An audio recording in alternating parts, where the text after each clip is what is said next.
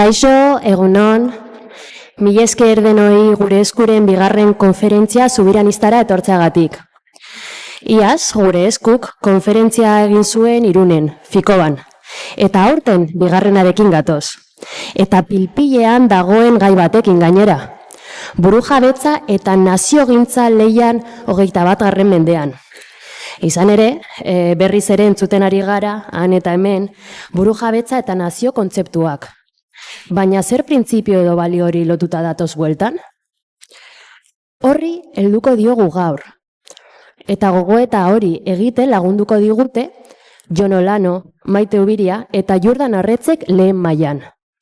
Xabier Antitzek bigarrenean, Vincent Flor, Michel Caen, Malen Dominguez eta Nagore Kalbok hirugarrenean, eta Ane Urkiri, Zelai Nikolas eta Pili Kaltzada arituko dira urrenez urren dinamizazio lanetan. Ongi etorri eta eskerrik asko zuei ere. Poza handia da gure eskurentzat Euskal Herriko mugimendu zubiranista zabal eta anitzaren bilgune hau zurekin guztiokin partekatzea. Eta iragarri nahi dugu datozen urteetan gure herriko agendan egonkortu nahi dugula bilgune hau. Euskal herritarrok burujabetza behar dugu. Jauzi bat egin behar dugu. Eta norabide horretan ezinbestekoa da elkartzea eta elkarrekin pentsatzea. Eta gaur, gure eskuren konferentziatik, aipamen berezi bat egin nahi diogu Saharar herriari. Atzo, Saharar Errepublika Arabiar Demokratikoaren 50. urte hurrena izan zen. Gure esku beti Saharar herriaren alde egongo da.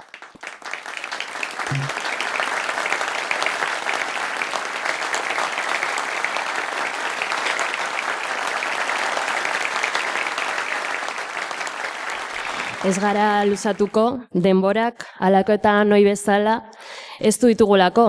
Eta gero ere elkarrekin solasean aritzeko aukera izango dugulako. Gaur, Euskal Herriko Unibertsitatearen etxean gaude. Ez ditzu garai, dugu gurekin. EHUko Bizkaiko Kampuseko eta Komunikazioko errektore ordea. Eta atsegin handia da, lehen mailari ekin baino lehen, ari hitzamatea. Mila esker eta nahi duzunean ez ditzu.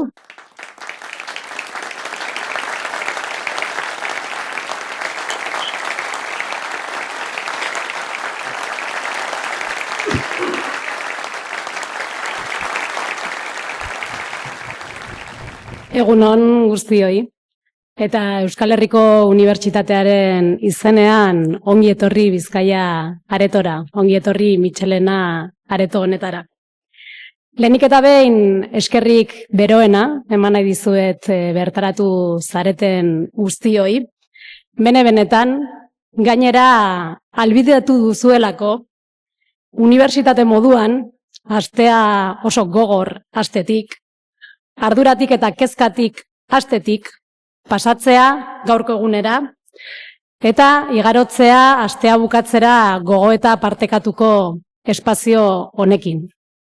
Astea hasi genuen boxi atea izten eta bukatzen dugu herrigintzari atea irekitzen.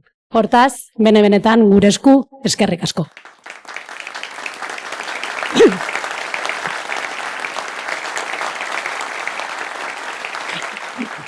Finean, ari baikara balore demokratiko ez. Eta ez dugu bizi nola nahiko unea. Gure unibertsitatean eta orokorrean esango nuke gure herrian, momentua dela baloreak zalantzan jartzen diren honetan, ausart jokatzeko.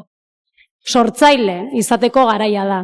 Eta ausart jokatze honetan areto handi hau ikustea jendez lepo, benetan aipatzekoa da.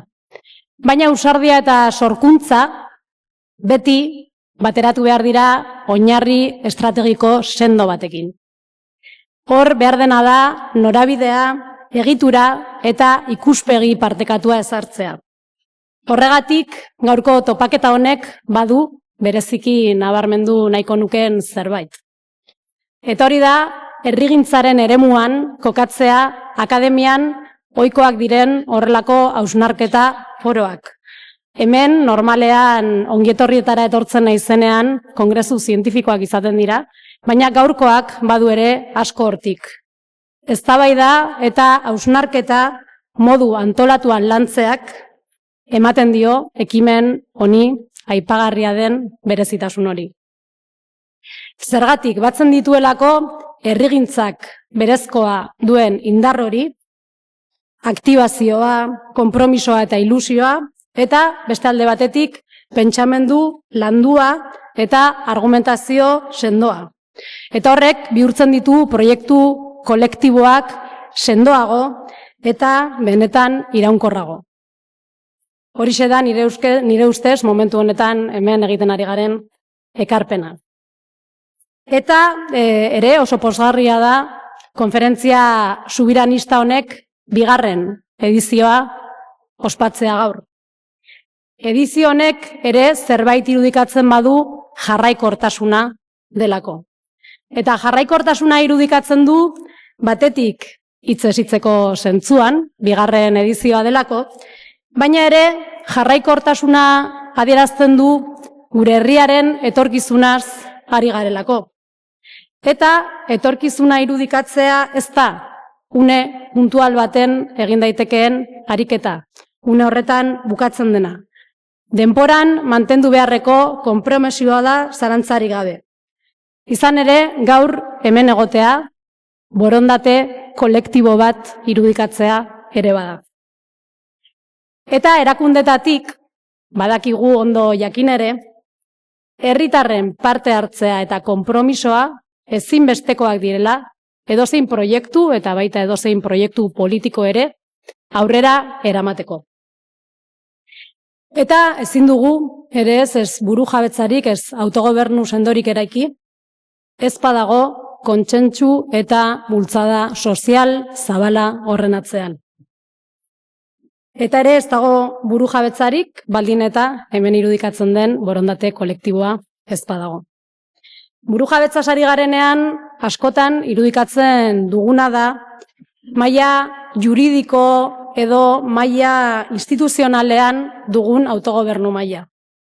Baina esango nuke burujabetza hori baino askoz gehiago dela. Eta batez ere dela komunitate politiko baten gaitasuna bere etorkizuna erabakitzeko, baina batez ere lehentasunak ezartzeko eta herritarren ongizatea bermatzeko. Bizi ditugun garaiotan, benetan etorkizun partekatu hori eraiki nahi badugu, ezinbestekoa da erdigunean jartzea pertsonen zaintza. Herri burujabe batek ez du eduki behar soilik bere erabakiak hartzeko gaitasuna. Herritarrak zaintzeko eta inor atzean ez usteko gaitasuna izan behar du. Horrek bakarrik ekarriko du kohesio soziala eta komunitatearen benetako sendotasuna. Are gehiago gaur egungo testuinguruan, badakigu mundua oso azkar aldatzen ari dela, hor dauzkagu mehatxu eta ziurgabetasun geopolitikoak, gaur ere goizean esnatu gara, horri lotutako albisteekin.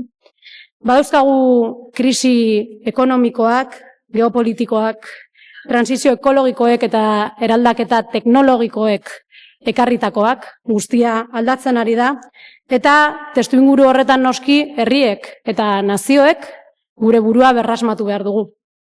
Baina, berdefinitze horrek, esan dudan moduan ezin du personengandik urrundu. Aitzitik, personen bizi baldintzak hobetzea izan behar du ipar. Eta gure unibertsitatea ere horrekin erabat engaiatuta dago. Bigarren konferentzia subiranista hau beraz, urrats bat gehiago da bide horretan, herri bezala ditugun erronkei, erronka asko eta sakonak erantzuteko. Amaitzeko berriro ere eskerrak eman nahi dizkizuet, noski bertaratu zareten guztioi, hizlarioi, etorkizunerako gogoeta sendotzen eta pentsamendu landua ekintza kolektiboarekin uztartzen ari zaretelako. Gogoratu, batera amesteak geldiezin bihurtzen gaitu. Zorionak benetan antolatzailei egindako lanarengatik eskerrik asko guztioi eta gozatu gaurko egunaz. Ongi etorri.